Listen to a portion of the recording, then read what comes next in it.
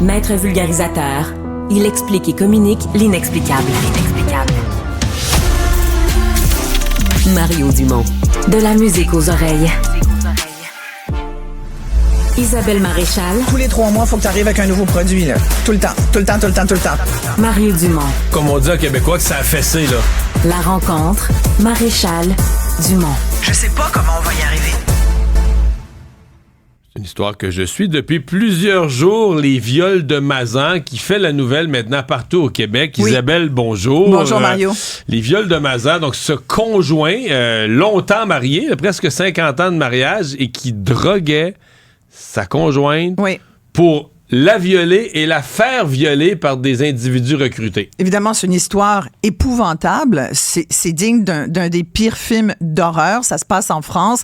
Ça a commencé, cette histoire, à Carpentras, dans le Vaucluse. Cette dame qui, aujourd'hui, a 71 ans, est allée témoigner parce qu'après des années à se faire violer à répétition, droguée avec des anxiolytiques par son mari qui la filmait pendant que tu comprends, le bar était ouvert, il invitait tous les hommes de plus son... de 90 hommes, mais il y en a 50 qui ont été identifiés. Voilà. Et eux aussi sont accusés de viol. Tout à fait. Puis ils se défendent en disant, nous, dans le fond, on a juste participé au scénario d'un couple ouvert, libertin. Cette femme-là a témoigné du fait que elle est morte dans son lit parce qu'elle dit, ça m'a complètement dépossédée. J'ai été considérée comme une poupée de chiffon. Quand les policiers sont venus lui dire, Madame, vous connaissez cet homme, donc le fameux Dominique Pellicot, elle a dit, oui, c'est mon mari. C'est un homme très bien. C'est un bon mec. Tu sais, c'est vraiment quelqu'un. Je suis avec lui depuis 50 ans. Pourquoi vous me demandez? Pourquoi vous me faites venir au commissariat? Puis ils ont dit, écoutez, on a des vidéos, des photos à vous montrer. Plus de 4000 photos vidéos. Le monde qui s'écroule dans sa tête ce jour. En plus de l'humiliation sur plusieurs aspects. De voir des vidéos. Mais tu te vois, mais en plus, t'as un conjoint depuis 50 ans qui te ment. En plus, il abuse de toi. C'est pas que lui qui... Tu sais, il y a des histoires où c'est... Tu sais, le viol conjugal, c'est quelque chose qui existe encore en 2024. Mais là, c'est pas seulement un homme qui te viole, qui est ton mari. C'est qu'en plus, ton mari, il ouvre la porte à tout le monde, il recrute, il te filme. T'imagines le dégoût que cette femme peut ressentir pour toute cette situation, pour elle-même, pour son corps, pour ce que son mari a fait. Les 3 enfants qui sont adultes aujourd'hui, qui eux-mêmes sont abasourdis de cette histoire. Mais la fille a témoigné tout à l'heure. La fille a témoigné ce matin. Elle a dit, mon père est un des pires pervers sexuels, un des pires criminels sexuels de l'histoire de la France. Ils sont complètement derrière leur mère. Puis je veux dire, qu'ils le seraient pas. Puis il y a des petits-enfants. Puis au début, on disait pas le nom du gars parce qu'on voulait protéger la victime. On voulait protéger les enfants, même s'ils sont adultes. On voulait protéger les petits-enfants. Même la madame, on l'appelait Gisèle P. Oui, voilà, c'est ça. Mais je pense que c'est elle-même qui a un peu dédouané, qui a dit non. Qui a dit, il faut que ça se sache. Puis elle dit, moi, elle dit, la honte ne doit pas être sur moi. Exact. Voilà. Et il faut que ces hommes-là, qui sont très, je sais pas, écoute, il y a eu c'est toutes sortes de gars. Le triolisme, je sais pas si tu connaissais ce mot. C'est toutes sortes d'hommes, un journaliste, elle dit, j'en ai même croisé à la boulangerie, on allait chercher mon pain, j'en croisais, il y en avait un qu'elle connaissait, qui était venu à la maison, on discutait, il parlait de sport et tout, puis elle le croisait à la boulangerie, elle lui disait bonjour, et il répondait, puis le gars l'avait violé. Tu comprends? Mais ces hommes-là, ils pensent à quoi, Mario? Un gars te dit, viens donc violer ma femme, je la drogue, tu vas avoir...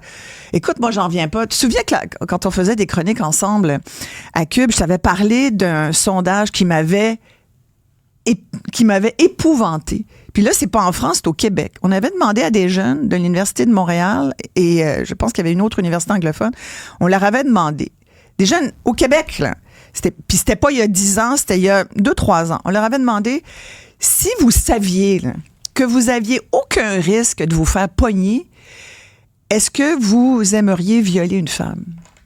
Et il y en avait plus du tiers qui avait répondu, c'est sûr, je me fais pas pogner, là. Non, pas de danger, inquiète-toi pas, mais tu peux violer une femme. Tu le fais ou tu le fais pas? Le tiers avait dit, ben ouais, je le fais. Ouais.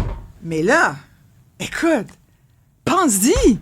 Il y a un jeune Québécois sur 3 aujourd'hui là, qui intérieurement se dit, si je me faisais pas pogner, je te dis que j'en violerais une coupe. Moi, faut éduquer nos garçons, là.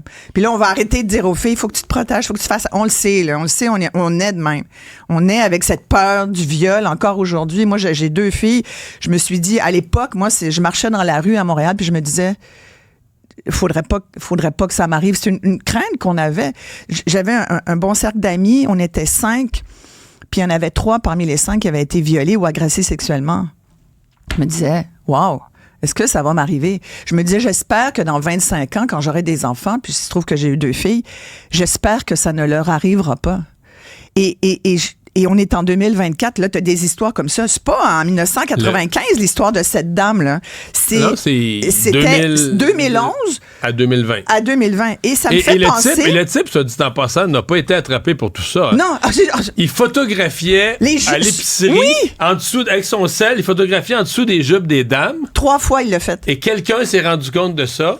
Et là, il a été mis à l'amende 100 euros. Mais là, les policiers se sont mis à se dire... Ouais. Il y a quoi comme fichier? Qu'est-ce qui fait que ces photos-là, il y a quoi comme fichier? Oui. Et là, ils ont perquisitionné chez eux, regardé le matériel informatique, et c'est là que tout a éclaté. Mais c'est parce qu'il comme il aurait pu peut-être le faire des années encore s'il s'était pas fait prendre à photographier en dessous des jupes. Mais ce que je déplore, c'est qu'ils savaient tout ça. Les policiers, là, ils l'ont vu, visiblement, un gars qui filme en dessous des jupes des femmes, t'as un méchant problème entre les 2 oreilles. Sa femme, elle a jamais été tenue au courant de ça. Ils l'ont pas prévenu. Il a payé 100 euros d'amende, puis merci, bye, rentre à la maison. Mais c'est un gars qui fait ça, il y a d'autres perversités. C'est pas normal de faire ça. Les gars qui te pognent les fesses quand tu prends le métro, là, t'es dans le REM, puis tu te fais toucher. C'est un gros problème à Montréal. Il y a pas longtemps, la semaine dernière, il y avait des femmes qui sortaient pour dire il y a une augmentation des agressions sexuelles, du harcèlement sexuel dans les transports en commun, dans la... Je sais pas ce qui se passe avec l'organe génital masculin, mais c'est pas tant le problème de pas être capable de gérer sa queue, on va le dire comme c'est, mais c'est dans la tête.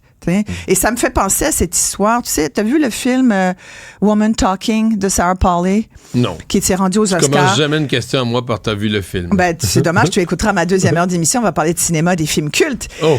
Mais c'est basé sur une histoire vraie. D'abord, le livre de Miriam Toews, Ce qu'elles disent, le roman en français.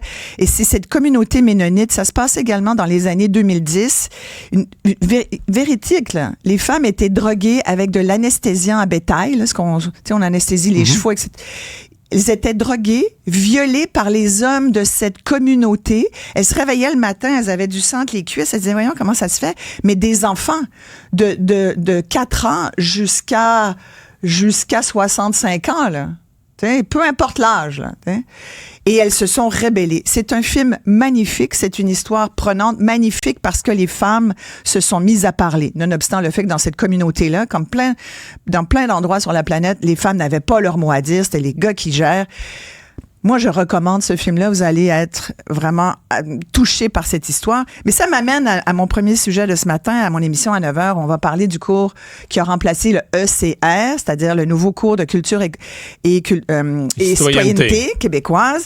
Et là, il y a justement une lettre là, d'une mère de 4 enfants là, qui dit, bon, on devrait peut-être laisser le temps à ce cours-là de s'installer. Mais il y a comme plein de questions. Puis ce matin, je parlais à des profs qui se sentent pas du tout habilités à le donner, à des parents qui disent attention, qu'est-ce qu'on va donner comme cours sur la sexualité? Puis j'ai le programme devant moi, puis on va le décortiquer tout à l'heure. Écoute, c'est vrai qu'il y a des choses, tu te dis, est-ce que ça va être un sexologue? Est-ce que ça va être quelqu'un qui est formé? Pour parler de ce genre, visiblement, ça va être un peu n'importe quel enseignant qui vont attraper, puis c'est comme une espèce de patate chaude. En tout cas, écoute, manquez pas ça parce qu'on va avoir une grosse matinée. 9h, Isabelle Maréchal, merci.